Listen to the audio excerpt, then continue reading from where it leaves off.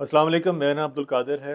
आजकल आप एक सोशल मीडिया पे वीडियो देख रहे होंगे जिसमें लाहौर के गवर्नमेंट हॉस्पिटल में ऑपरेशन थिएटर में दो ऑपरेशन इकट्ठे हो रहे हैं और आपस में मुकाबलेबाजी चल रही है।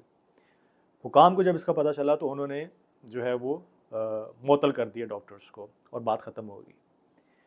बेसिकली ये जो मुअत्तली की सज़ा है ये तो आम जो है वो 1-2 दिन की गैर हाज़िरी या छोटे मोटे कंडक्ट की वजह से भी मुअत्तली हो जाती है।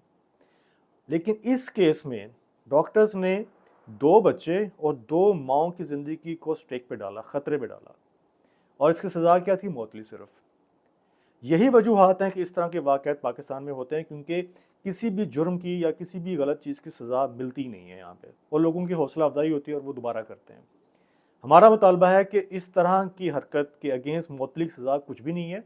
इनकी जो मेडिकल की डिग्रीज़ हैं इनको ख़त्म किया जाए, कैंसिल किया जाए और इनको 6-6 माह की कैद की जाए।